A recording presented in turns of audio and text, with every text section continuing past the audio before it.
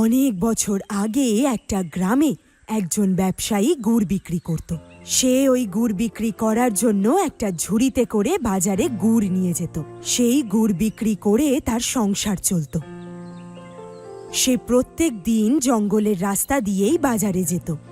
একদিন যখন সে সব গুড় বিক্রি করে তার বাড়ি ফিরছিল, হঠাৎ রাস্তায় ঝোপের ধারে একটা বস্তা দেখতে পেল আর সেটার কাছে গেল।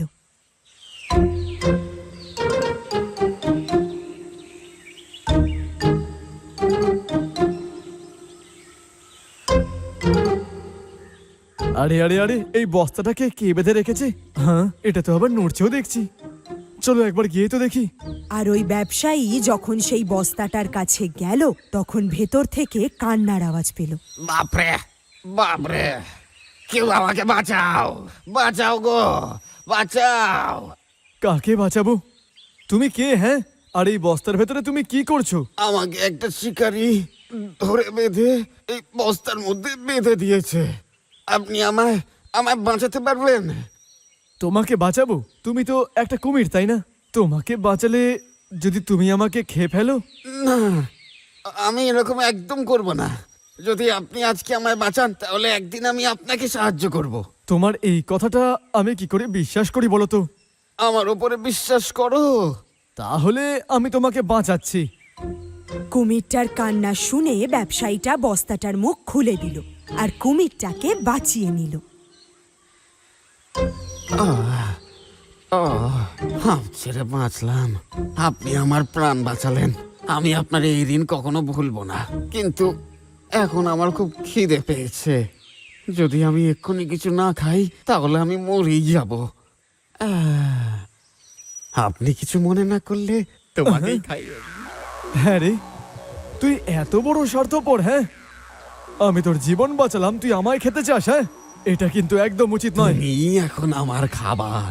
যদি এতেও তোমার কোনো সন্দেহ থাকে, তাহলে চলো কাউকে জিজ্ঞেস করে দেখি। হ্যাঁ, চলো তাহলে। আর তখনই ওখানে একটা ভয়ানক সাপ এলো। আর ওই সাপটাকে দুজনেই একটা প্রশ্ন করলো। কুমিরটা তো ঠিকই বলেছে, তুই কুমিরের খাবার। হে, এটা তো উচিত নয় ভাই। এখনো যদি তোমার বিশ্বাস না হয়, তাহলে চলো অন্য কাউকে জিজ্ঞেস করে দেখি।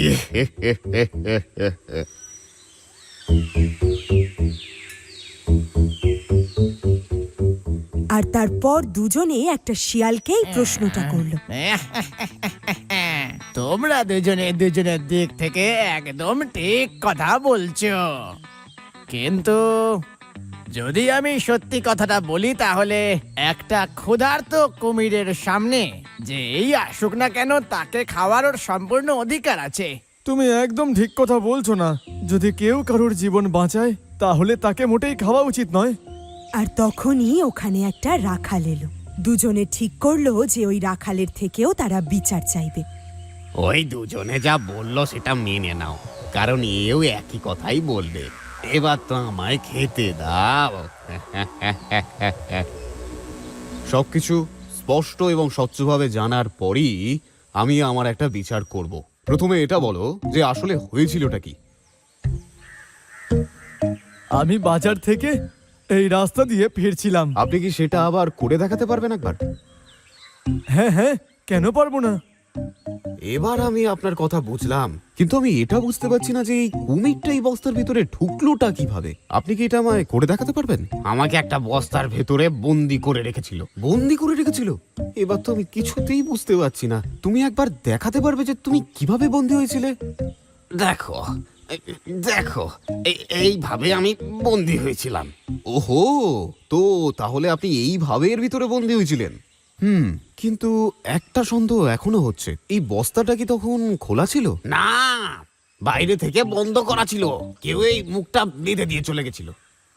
আপনি কি জানেন যে এই বস্তার মুখটা কিভাবে বাঁধা হয়েছিল? আমি দেখিয়ে দিচ্ছি।